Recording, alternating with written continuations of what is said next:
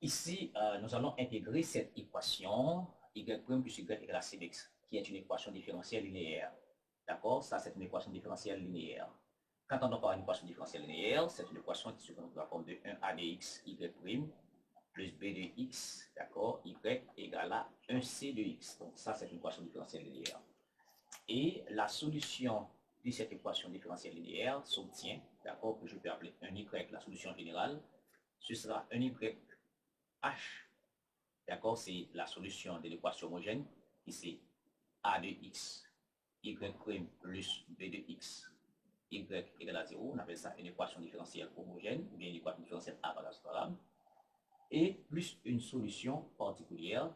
La solution particulière, c'est une solution qui vérifie toute cette équation. Donc, pour intégrer une équation différentielle linéaire, il faut commencer par intégrer l'équation sans second membre associé, l'équation homogène associée, et il faut chercher une solution particulière. Parfois, on vous donne la solution particulière directement. Si on vous donne déjà la solution particulière, il suffit d'intégrer l'équation second membre et ajouter à ça, on trouve la solution générale. Mais si on ne vous donne pas de solution particulière, il faut chercher une solution particulière. Donc, il y a deux façons de trouver une solution particulière. On peut utiliser la méthode, d'accord, de coefficient indéterminé, d'accord, ou bien on peut utiliser, je dirais, la méthode de variation de la constante. Ici, c'est, je dirais, simple, mais ici, il vous faut des connaissances, d'accord, sur les intégrations, la dérivation et les intégrales. Il faut connaître la dérivation, d'accord, et puis ici, il faut connaître les intégrales, d'accord. Donc, voilà. Eh bien, ici, dans cette équation, vous remarquez, on vous dit d'intégrer y' plus y égale à c de x. On ne vous donne pas de solution particulière. Eh bien, vous allez commencer par intégrer l'équation de commande, et puis vous allez chercher une solution particulière par l'une ou l'autre de ces méthodes. Ok, maintenant, cette équation différentielle linéaire, ici, c'est une équation qui est vraiment appliquée en physique. D'accord? Par exemple, si vous avez un petit circuit, d'accord, ici, vous avez un E, d'accord, là, vous avez une résistance, là, vous avez une bobine, une non résistive, par exemple, ici, et puis, vous fermez ça. Donc, ça, c'est une maille.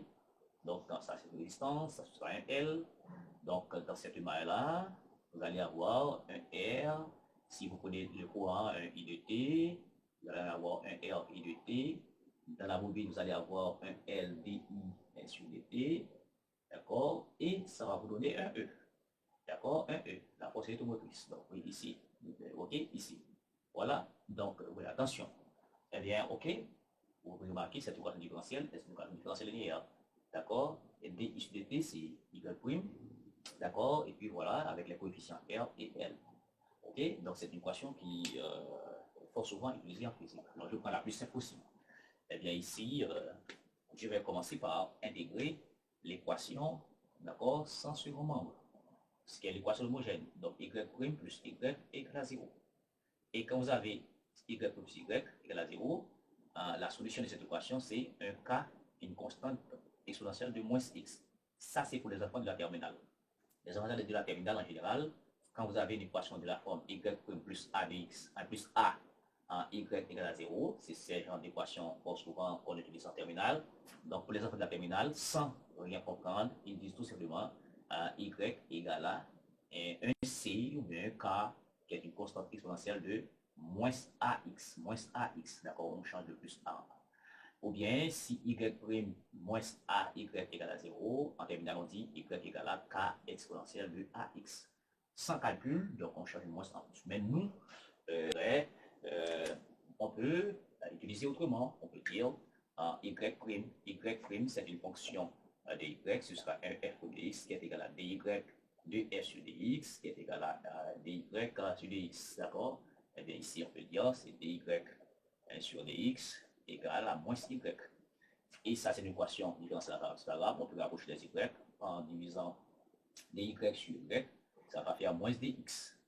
Arrivé ici, on peut passer à l'intégrale dy sur y, ça va faire moins la somme de dx. C'est ça qu'on ne peut pas faire avec les enfants de la terminale. Et donc, ça va faire ln y sur k égale à moins x. Okay? Parce que quand on a u comme sur u, ça fait ln u. D'accord? On veut éviter les effets de la terminale de cette patati patata. Donc, on calcule directement. Nous, on doit faire autrement. D'accord? Nous devons faire autrement. Donc, maintenant, y sur k égale ici exponentielle de moins x. Donc, cela veut dire y égale à k exponentielle de moins x. Voici donc la solution homogène. D'accord? C'est ça que j'appelle un YH. D'accord? Et une YH. Maintenant, à cette YH, je vais ajouter une solution particulière que je n'ai pas, je dois chercher. D'accord? Je dois chercher une solution particulière. Maintenant encore, vous pourriez me demander pourquoi que je fais LNY sur K. Sinon, quand je fais ici LNY est égal à moins X, je devrais ajouter un K. Mais en transposant, en utilisant les propriétés logarithmiques, vous allez trouver ça. OK? Sans problème. Maintenant, recherche de Y0 parce qu'on n'a pas une solution particulière. Maintenant, pour chercher une solution particulière, je vais utiliser la première méthode. D'accord? Je vais utiliser la méthode des coefficients indéterminés. Donc, je vais regarder ici le comportement du second membre. On a une fonction en sinus. Eh bien, je vais supposer ici y0 égale à 1a à sin x. D'accord? Je vais chercher les coefficients ici, plus en b cosinus x. OK? Maintenant, ici, puisque j'ai y prime, je dois prendre la dérivée ici. Donc, y0 prime, donc ça va faire ici a cosinus x, parce que la dérivée de sinus c'est cosinus x. La dérivée de cosinus c'est moins, ça va faire moins b en sinus x. Là, je vais remplacer dans cette équation. OK? Y prime, c'est ça. Donc, ça va faire a, OK? A en cosinus x, moins b sinus x. Et puis, y, c'est quoi? C'est tout ça. Donc, ça va faire a en sin x en plus b et cosinus x égale à sinus x. Et puis, je rapproche les cosinus et les sinus maintenant. Et sinus ici, et sinus ici. Donc, ça va faire en a moins b et sinus x. D'accord? Plus chez cos et cos ici, je rapproche la factorise. Ça va faire a plus b cosinus x égale à sinus x. OK, par identification, d'accord, la méthode par identification. J'ai sinus x ici, j'ai sinus x, vous regardez le coefficient R1 ici, mais je compare ici, donc ça va faire a moins b égale à 1. Et ici, j'ai a plus b ici, cosinus, je n'ai pas de cosinus, c'est comme si j'ai un 0 cosinus x, d'accord, mais ça va faire ici a plus b, d'accord, égale à 0. Et cette solution, cette équation me donne comme solution ici, si j'additionne ces deux équations, donc je vais avoir 2a égale à 1, ça veut dire a égale à 1 demi. Et ici, en 2a égale à moins b, cela veut dire que b sera égal à moins 1 demi. Ce n'est pas problème pour les grands. OK, ça veut dire la solution particulière de cette équation, y0 sera la forme a, c'est 1 demi sinus x, d'accord, moins b c'est 1 demi cosinus x. En fait, ça va faire 1 demi facteur de sinus x moins cosinus x. Voici donc une solution particulière. OK, et si vous dérivez, d'accord, voilà, et si vous dérivez cette équation en remplaçant, vous allez voir que ça vérifie la chose. Eh bien, la solution générale de cette équation, c'est d'abord la solution homogène, d'accord, parce qu'on arrête ici la somme. La solution homogène, c'est k exponentielle de moins x plus maintenant 1 demi facteur de sinus x moins cosinus x. Donc voici donc la solution de l'équation différentielle ici. Maintenant, je vais noter ça de ce côté pour vous rappeler parce que je vais faire une autre méthode assez musclée, d'accord, qui concerne plus les grands, plus 1 demi facteur de sinus x moins cosinus x. Donc je vais faire une autre méthode et je dois trouver la même solution, mais et ça demande beaucoup plus de compétences mathématiques, beaucoup plus de niveau mathématique. D'accord? Bon, voilà, je vais rechercher de y0. Maintenant, la deuxième méthode, c'est méthode de la variation constante. De la variation de constante, ou bien méthode de Lagrange. Donc, cette méthode est due à Lagrange. OK? Et dans cette méthode-là, y que j'ai là, ici, y que j'ai là, y de la solution homogène, qui est égal à k et exponentielle de moins x, cette constante, d'accord, que j'ai là, je vais faire varier. Je vais supposer maintenant c'est une fonction. Et dans ce cas, en supposant cette fonction, je vais écrire YH égale à k de x exponentielle de moins x. Étant une fonction, d'accord, eh bien, je vais dériver ça et remplacer ici. Donc, ça va faire y prime h. Et puisque c'est deux fonctions pour deux fonctions, je vais faire la dérivée des fonctions. Donc, ça va faire k prime d exponentielle de moins x. Et la dérivée exponentielle de moins, ça va faire moins exponentielle de moins x, ça va faire moins k de x. Exponentielle de moins x, que je remplace ici, comme tout à l'heure, ça va faire k prime de x. Maintenant, exponentielle de moins x, moins k de x. Exponentielle de moins x. Et y, c'est quoi? C'est ça. Ça va faire k de x, et n'est-ce pas, exponentielle de moins x égale à sinus x. Ok, donc, pardonne-moi, exponentielle de moins x égale, laissez-moi voir, est-ce que j'ai tout mis? Oui, k prime exponentielle de moins x, moins k exponentielle, voilà, et puis ici, ça va faire en sinus x. Ok, et puis là, vous êtes d'accord que ces choses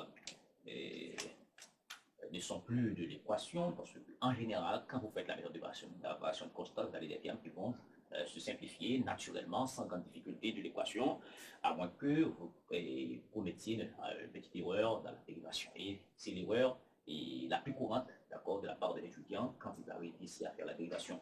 Après quoi, tout est côté, ok? Donc ça va faire k de x ici égale exponentielle de moins x égale à sinus x. Donc ici, vous êtes d'accord que k de x sera ici exponentielle de x sinus x. Voilà. Je vais diviser par exponentielle de moins x, je vais monter, ça va faire ça. Mais k de x, tout comme pour y prime, ça va faire un dk, la dérivée de k de x par rapport à x. Tout comme je disais tout à l'heure, y prime égale dy sur dx. Donc c'est la même chose que j'ai fait ici. Et puis, pas de problème, ça fait exponentielle de x sur x.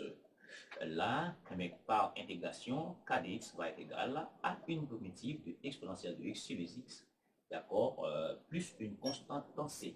Et c'est là le gros du problème de nos étudiants arrivés ici à faire cette intégrale. Eh bien ici, il y a le produit de fonction, il faut intégrer par partie, intégration par partie. Donc cette formule, c'est somme de u dv égale à uv moins somme de v du. D'accord? Maintenant, ici, U, c'est exponentielle de x parce que ça va faire apparaître deux intégrations par partie. Donc, parfois, nos étudiants, d'accord, ne veulent pas, d'accord, avancer. Donc, ici, U égale à exponentielle de x. Donc, la dérivée est du, parce qu'on a du ici, du égale encore à exponentielle de x du et dx. Et puis, dv, d'accord, dv, c'est sinus x et dx sinus x dx et v ce sera une primitive de sinus x égale moins cosinus x. Et dans ce cas, k de x sera, et k de x sera ici uv, ouais, uv, voici u, voici v, ça va faire ici moins exponentielle de x cosinus x moins somme de v de u, moins, donc ça va faire, il y a un moins, ça va faire plus v de u cosinus x exponentielle de u, d'accord? Et ça va faire la même chose, donc ça va faire exponentielle de x, cosinus x, dx. C'est là le problème. Donc, rappelez-vous qu'il y a une constante à ajouter, et toujours il y a une constante à ajouter. Maintenant, arrivé ici, vous remarquez que, d'accord, on a encore le produit d'une fonction. D'accord, et bien il faut faire une nouvelle intégration par partie. Dans ce cas ici, u encore, ici, ça fait exponentielle de x, du égale à exponentielle de x dx, dv égale à cosinus x dx. Donc, une primitive sera v, ce sera en sinus x. Et puis, je prends là. Et ça va faire k de x. Elle sera ici, d'abord, on a moins exponentielle de x cosinus x. Et puis plus, maintenant, arrivé ici, on a encore un uv. Donc, on a exponentielle de x sinus x. Et puis moins somme de v de u, donc c'est encore exponentielle de x en sinus x et plus une constante c. À bien remarquer, on aboutit, d'accord, à la même primitive au départ. On aboutit à la même primitive au départ, qui est égale à une somme d'exponentielle de x sinus x. Donc l'essentiel, c'est de remplacer ici par un k de x. La même chose, c'est la même chose, d'accord? On fait la boucle. Donc il n'y a aucun intérêt mathématique de continuer à faire. On ne va pas aboutir. Donc on aboutit à la même chose. Donc et voilà, mais ça c'est k de x, donc on transpose. Ça va faire 2 k de x. Voilà, ok. ça fait moins exponentielle de x, cosinus de x, plus exponentielle de x, sinus x, et ceci plus une constante c. D'accord? Donc, on a voulu le k de x, donc k de x sera ici, on divise par 2, c'est la constante bien entendu, donc ça va faire ici 1 demi, d'accord? Facteur, je dirais, de sinus x, d'accord? Moins cosinus x, et puis exponentielle de x, et ceci plus une constante c. Donc, voici donc k de x. Or, j'avais posé quoi? J'avais posé la solution homogène, d'accord? J'avais posé y homogène égale à k de x exponentielle de moins 6. Donc, il suffit de remplacer k de x par sa valeur ici et on va trouver toute la solution. D'accord? Donc, ici, donc, y, donc y égale à et k de x exponentielle quoi? Exponentielle de moins x. Eh bien, ça veut dire, ici, je remplace k de x par sa valeur et je vais trouver la solution. Donc, y sera, ici, k de x, c'est quoi? C'est 1 demi en sinus x moins cosinus x, exponentielle de x plus une constante c, et que je multiplie par exponentielle de moins x. Donc, y sera 1 demi. Quand je multiplie exponentielle de moins x par exponentielle de moins x, ça fait exponentielle de 0. Tout ceci, ça va faire sinus x moins cosinus x. Et quand je multiplie ici, ça va faire c exponentielle de moins x. Donc, vous remarquez que on trouve encore la solution. D'accord? On trouve encore la solution directement. Donc, ici, rappelez-vous, ça c'était la solution de l'équation, c'était la solution particulière, et ça c'était la solution de l'équation homogène, de la même forme. C'était k exponentielle de moins x, donc c exponentielle de moins x, c'est une constante, donc pas de problème.